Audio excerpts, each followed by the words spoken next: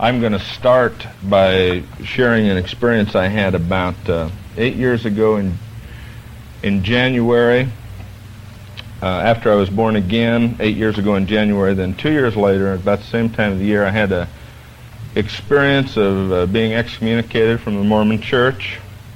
And we met at the Stake Center, and I sat at one end of a horseshoe made up of two tables. If you can imagine, this table missing, and these two just brought in a little bit, and I was sitting here, and my wife was on my left, and my bishop was on my right.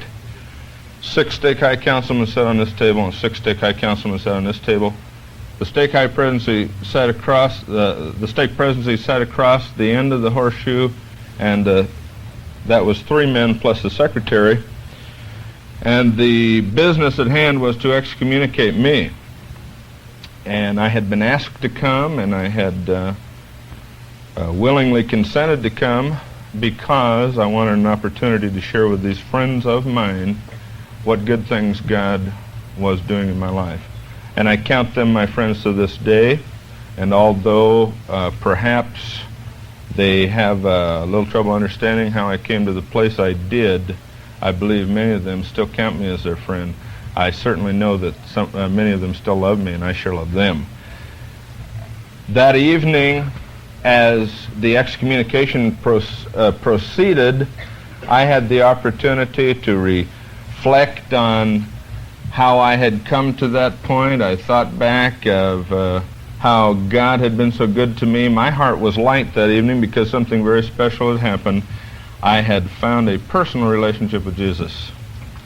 And as I recalled the drawing hand of Jesus throughout my life, I just remembered how he'd taken a little guy from Basin, Wyoming. Anybody know where that is? That's in the Bighorn Basin. 1,200 people in Basin, and I think there's 1,100 now. But when I was growing up, there was 1,200 people and a few assorted stray dogs and cats, and the Lord began to deal with me even as a child. And I can remember when I was 5 years old playing outside, and I thought I heard the voice of the Lord, and I went in and told my grandma, and she wasn't really up for that kind of a thing.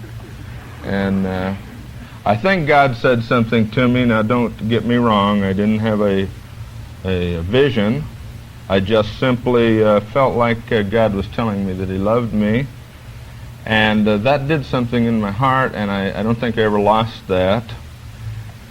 Kind of spent a misspent youth in the pool hall and in Basin.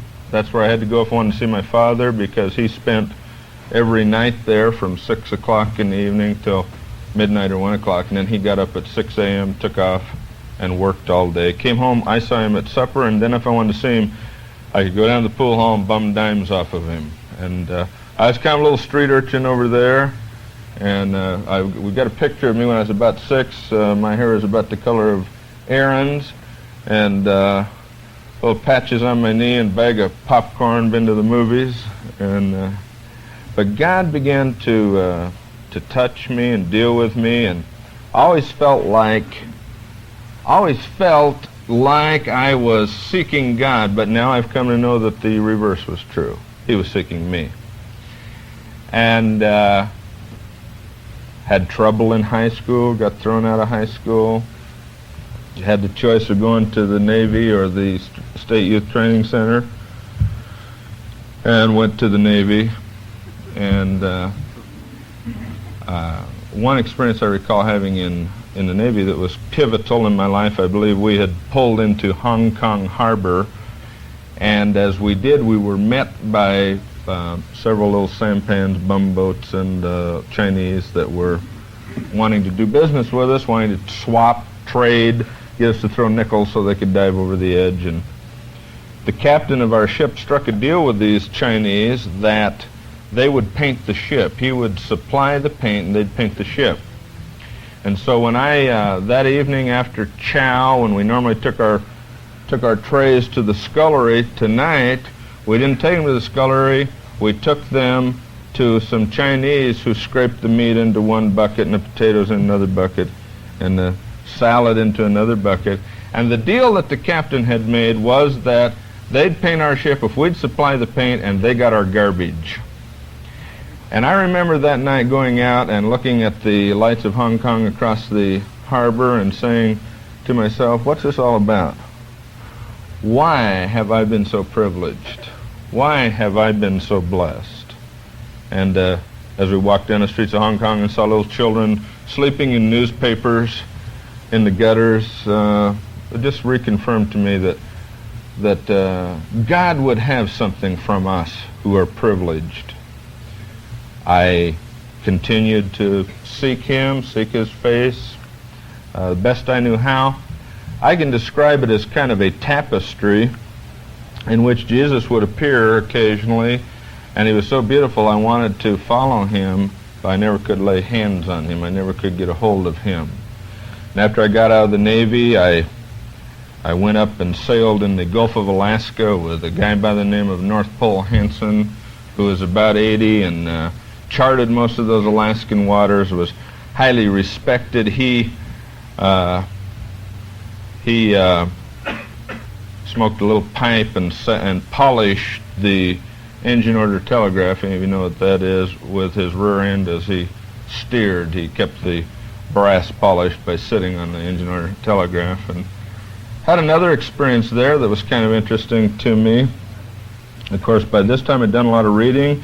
In Japan, I'd studied Buddhism, Nichiren Shoshu sect, and I'd read all of the writings of D.T. Suzuki on Zen Buddhism, had studied Catholicism, had studied Thomas à Kempis, My Imitation of Christ, and done a lot of reading, read the Gospels, and read a lot of Ernest Hemingway, and was searching for something, and knew that there was a separation between me and God. I was not where I wanted to be. One day as we were at sea, quickly a storm came up, and we were sailing in a 120-foot flat-bottom wooden converted minesweep, converted into an oil exploration boat. And when the waves came up, the boat really got in trouble. We were in peril at sea. And I had really never been in that position before, although I'd spent a lot of time at sea, because I'd normally been on a 512-foot steel boat. But this was a 120-foot boat, and the waves were probably that big. And Skipper Hansen sent me over to the bulkhead in the aft part of the pilot house and said, watch the inclinometer. Now, what the inclinometer is like a glass tube that would be mounted on this wall, and it's kind of horseshoe shaped like this, and it has a pendulum, a brass plate in this case, with a pendulum hanging that swings, so when the ship turns you can see how the pendulum hangs straight down, so you can see how far the ship rolls. And Skipper Hansen said, this boat can only go to 40 degrees and then it, capsizes. And I watched it go to 60 and was a little nervous and determined I really need to intensify my efforts to find my place with God. One of the guys that I had grown up with was a guy by the name of Lee Carr. He and I were married the same day in the temple here in Idaho Falls. I married my wife and he married his. And he wrote me from, well, I need to clarify that because there's a lot of false rumors.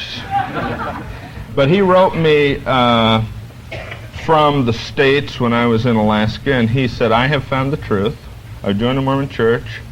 And we had had a lot of conversations growing up, and also as adults. I lived at his trailer and when I was playing poker professionally in Gardena and Cabazon, and sponged off of him trying to get up enough money for a game. And he wrote me and he said he found the truth. We thought we were seekers. He'd found the truth. So when I came back from Alaska, flew in from Anchorage into L.A. International, I was wearing a pair of Levi's, had a beard that was bigger than this, sweatshirt, sports jacket, and a little sign I'd clipped out of Mad Magazine that said, I'm not a beatnik, just a slob. Had a flask of whiskey in my pocket, and was troubled because I had read a piece in Look or Life magazine. It was an editorial by Eric Fromm, and he said Americans are stuffing all kinds of things into their bodies in an attempt to find some kind of peace. Alcohol, drugs, tobacco, and sexual experiences and that sort of thing. And it was really hitting me right between the eyes because I was trying to find something and had not found it. First thing I did was look at my friend Lee. He introduced me to the missionaries, and I studied the 6 missionary lessons and went through a real soul-searching time, and eventually joined the Mormon Church, and that was in September of 1964 in Santa Ana, California, and was baptized, and shortly thereafter went through the basic promotions, not a very good word, but promotions in the Aaronic priesthood. As I was ordained a deacon, a teacher, a priest, subsequently an elder, and within a year and a half had gone to the temple in Los Angeles, done my own endowments, and went, I recall, after I went to the temple the first time, I went 7 weeks in a row, every week. And as I was thinking about coming over here tonight, I went back and looked back through some of my ordination certificates and my various papers that I had accumulated, and I had kept all of the names of the people for whom I had done endowments. I'm not going to go into that, but I just want to say that each week for 7 weeks I'd gone through the temple on behalf of someone who was dead and had done endowments for those people. And I saved those names, reviewed them today. But I just want to mentioning these things to say that I was what you would call a true believer. I was a zealous Mormon. Within a year and a half I was serving on a stake mission. Shortly thereafter, I met my wife, and we were married here in the temple in 1966. I went to Ricks College, and Ricks College, because I'd been dropped out of high school, I was on probation the first semester, and the first semester at Ricks I had a 4.0 grade point average and maintained that throughout my 2 years there. Was Phi Theta Kappa at Ricks College and received scholarship and honor student, etc. It was at Ricks College, after I had been a Mormon for approximately 5 years, that doubts began to occur. I want to say, for those of you who would question the integrity of my heart, I was faithful in every way in the Mormon Church. Living the word of wisdom, paying a tithe, and carrying a temple recommend, teaching gospel doctrine classes for 5 years, and when I finally got born again, I was still teaching gospel doctrine classes in St. Anthony, 4th Ward, and we'll come to that a little later. But like Paul, I was a Hebrew of Hebrews, circumcised on the 8th day of the tribe of Benjamin, etc. Very zealous, and very determined to fulfill all of the obligations devolving on a faithful member of the church, and to work my way into the highest realm of heaven. The doubts began to set in at Ricks College. I began to sense a plastic emptiness in the people. I began, as C.S. Lewis said, to see how useless it is for men to try to raise themselves to God on plastic and neon wings. Some of the things that bothered me were the hypocrisy of those in the church. I was deeply disturbed as a student and as a young Mormon elder. I was deeply disturbed over the black issue. I did not understand how God could be bigoted, and I did receive the indoctrination, Mormonism and the Negro, etc. I just couldn't quite lay it down. It didn't make sense to me. It didn't seem to be a reflection of a holy God to me. And I remember suffering some of these doubts. I was unhappy with the pseudo-superiority that I found among my peers, a smugness.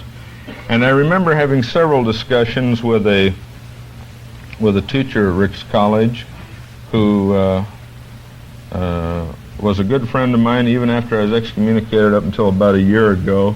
After I got into the ministry, he finally wrote to me and said it was over. But I love him, and he can't change that. But anyhow, we talked a lot, and here was the thinking that we always came up with. The church is perfect, but the people are imperfect. The church is perfect. The organization is perfect, but the people are imperfect. And the imperfection I was seeing was simply weakness in the people. And I tried to accept that, and yet there was a thought that kept running through my mind. And that thought was that you know a tree by its fruit. And I was looking for fruit. I was looking for love. I wanted to see some real caring and some real concern. I don't mean programmed responses.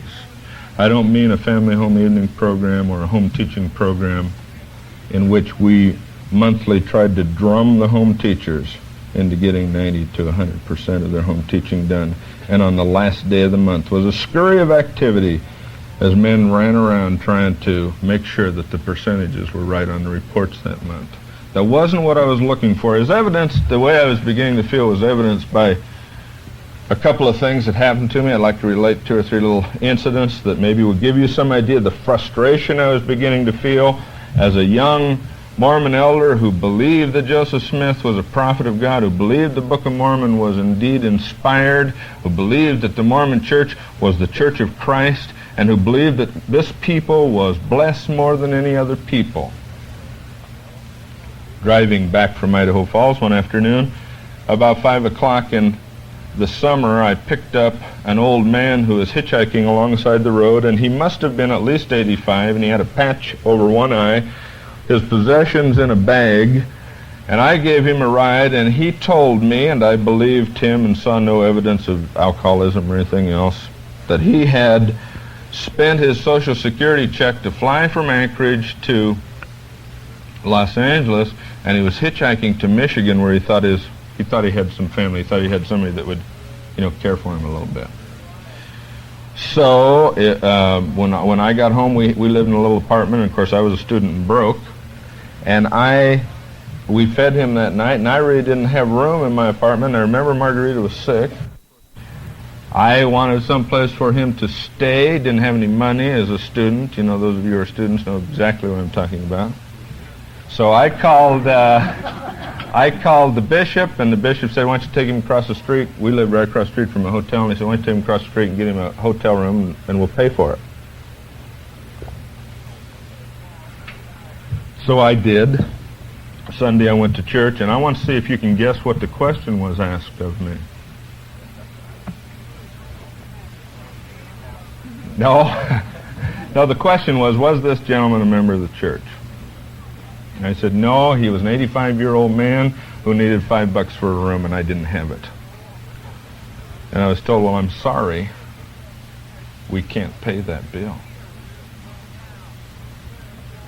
And, it just broke my heart. It'll break your heart. If it doesn't, pray about it. Still breaks mine, both for the old man and for the bishop.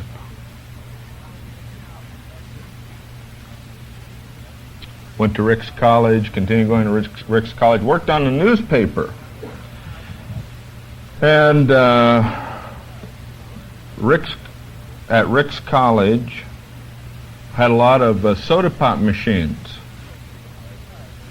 And in the soda pop machines we had root beer, lemon, lime. We didn't have any Coke. But I was 26 when I started going to school, and so I was a little older, and I was kind of worked on the newspaper and got to know all of the teachers. And in any teacher's lounge on campus, Coke was stacked literally to the ceilings. And you could go in and put your quarter in bucket and drink Coke in the teacher's lounge if teachers would let you in. Well, that wasn't so bad. I mean, I said, oh, you know, praise the Lord. Well, I didn't say praise the Lord. I said whatever I said in those days. And so I wrote an article about that in the school newspaper. That was not what was expected of me. And the response that I got to that really caused me to kind of do some thinking. The response was, you know, I had betrayed these people because all these teachers were telling me then that the president didn't want any Coke on campus. And see, what they were mad about was not that they had circumvented the president of the college wishes, but that somehow I had betrayed their trust. And it was just heavy, you know. It's just one of these things where you were saying, what is going on here, you know? Just having a real hard time signing up for the whole program. I was getting discouraged is what I was doing. Really getting discouraged. Really having a hard time maintaining my enthusiasm for the program. And the only thing that kept me going was I was absolutely convinced that Joseph Smith was a prophet, the Book of Mormon was true, and the way to salvation was, according to the third article of faith, the atonement plus the laws and obligations of the gospel. One further thing happened that really got me. Was that one day in the ladies' restroom in one of the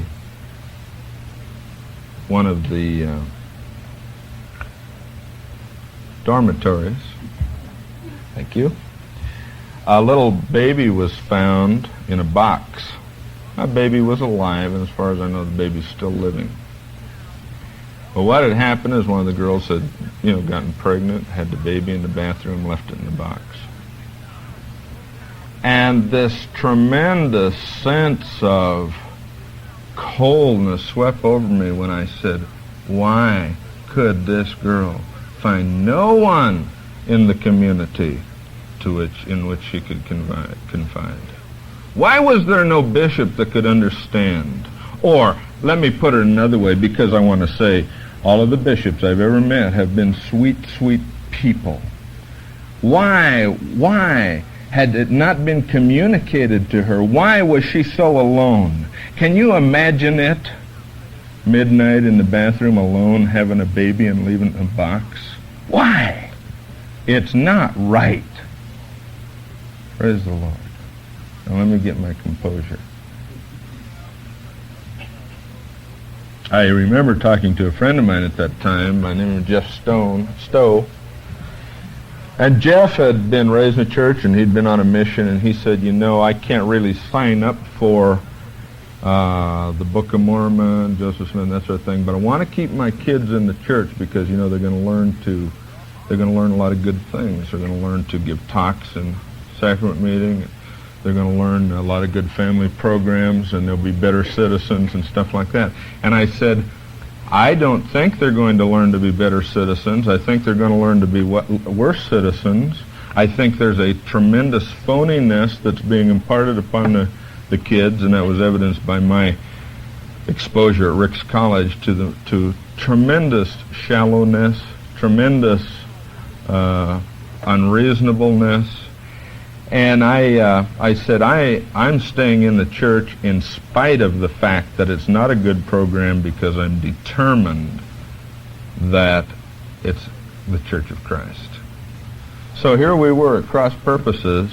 I was staying there in spite of the fact that I thought the programs were screwed up. He with the testimony of the gospel, he was staying there without the testimony, because he was determined that the programs were good. And that's the only thing that kept me going at that time. My depression over the situation began to, increased. And I can remember I was teaching this gospel doctrine class, and I had about 100 people in attendance at this class, a former stake president. And as I taught this class, I can remember talking to the stake president once after class, and I said, "President, are you ready to die? Are you ready to go to heaven?" I had now been a Mormon elder for 9 years, and I said, "I don't feel like I'm ready."